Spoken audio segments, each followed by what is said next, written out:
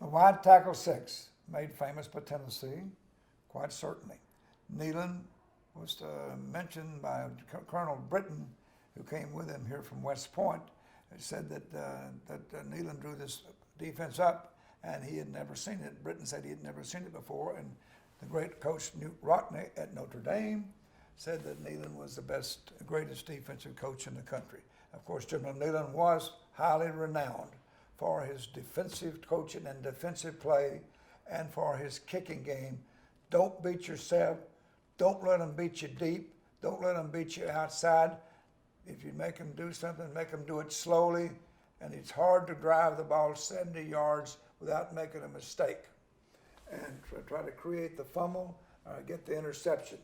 Now, the defensive line is drawn up, as you can see. The ends played a couple yards outside these offensive ends. They were the force people and the contain people. Don't let them beat you outside. Don't let them beat you deep. Deep thirds.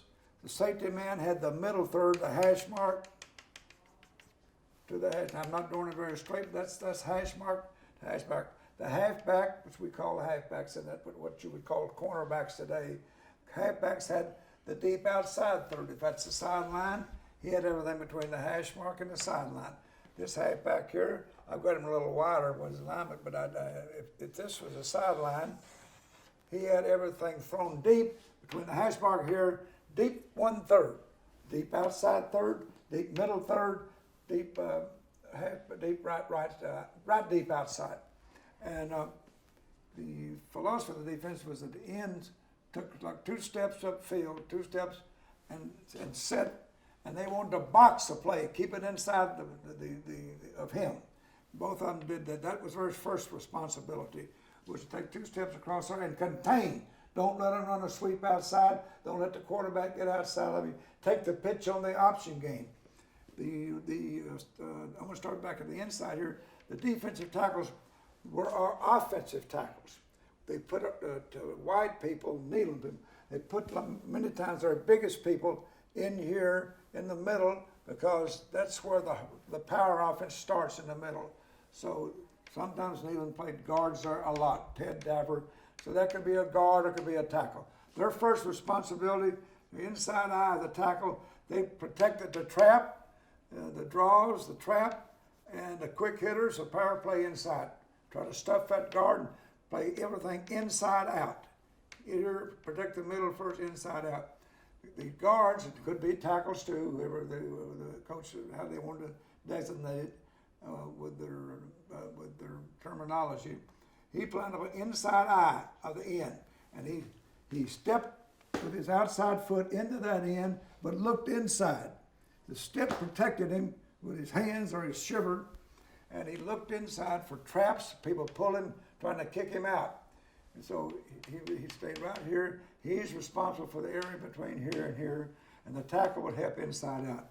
Because he's inside eye, and did the same thing. He stepped outside, but he looked inside on the snap of the ball. Down low, down low. Of course, much lower than I'm getting right now.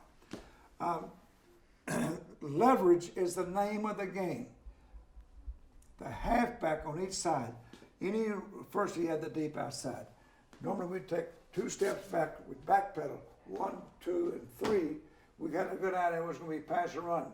But play the pass first, the run second with a high cornerback. Safety man, he just kind of backpedaled slowly a couple steps. If it was a pass, they started going fast, slow, slow, faster, faster. Along with the quarterback held the ball, we start off 2 steps kind of slow. The longer he kept it, if it's a pass, we'd get faster, faster. He'd step back, 2 steps. If it's a pass, faster, faster, faster, faster. Because the receiver's getting deeper. And the same thing here. If it's a run, after taking 2 steps, he would come up and support outside in first. Nothing outside of him. Never get outside. If this halfback, 2 steps, it's a run, he'd come up first to support anything that got outside that end. 2 steps, he came up. Now, if the flow was this way, he'd come up not straight ahead. He'd go toward the ball. If the ball was going at this point, he'd go at that point. But he tackled everything on run inside out or head up. Leverage is the name of the game. outside in, inside out.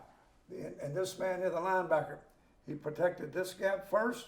If the play went away from him, he pursued, protected that gap first. If the play went this way, he pursued, watching for the cutback. If the play came here, a handoff or something, he played that play first. And then if it's going this way, he'd just stay in here and hang. And if they ran it, this tackle came off him, he'd take him and hit him underneath the pads and lift on him. And if it went outside, he'd leverage inside out, inside out.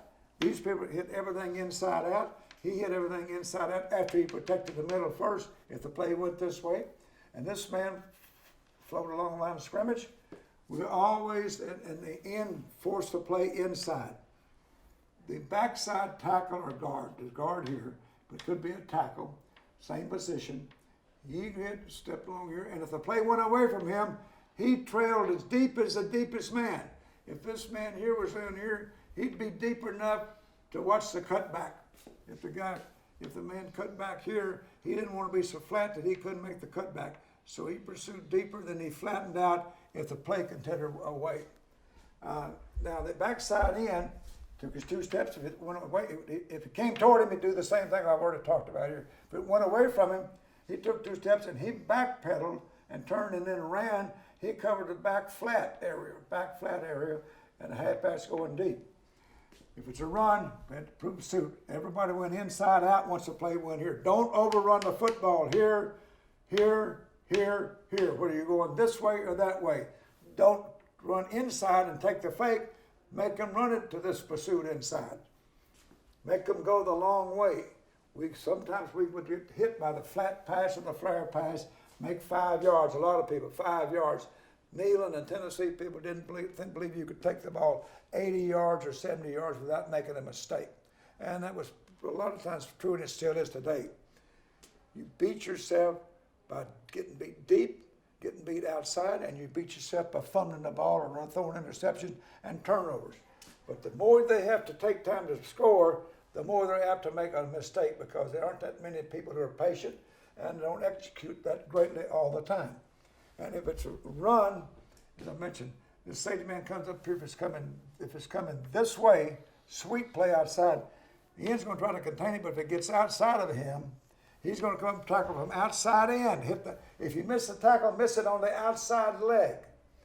Don't miss it on the inside leg, because he can go down the boundary and maybe score. The safety man comes up here, he hits it inside out to head up. Never overrun it. If he cuts back, you're going to hit that play right in the nose. Backside halfback takes his back pedal. If it's a run away from him, he comes across pursuing laterally in case they cut back. He's a guy that's got to keep the cut back from, if he goes too far and too deep, the cut back, they may score. He comes across laterally. If the ball continues outside, then he gets depth to make the ball to tackle way downfield. The backside in is also, he's darn sure not going to be overly aggressive on plays away from him. He's going to look for the sharp cutback, and he's going to be right there trying to hit him right in the mouth if he cuts back along a 5-yard or 10-yard cutback area. Wide tackle 6. Keep them inside. Keep them in front of you in defensive secondary.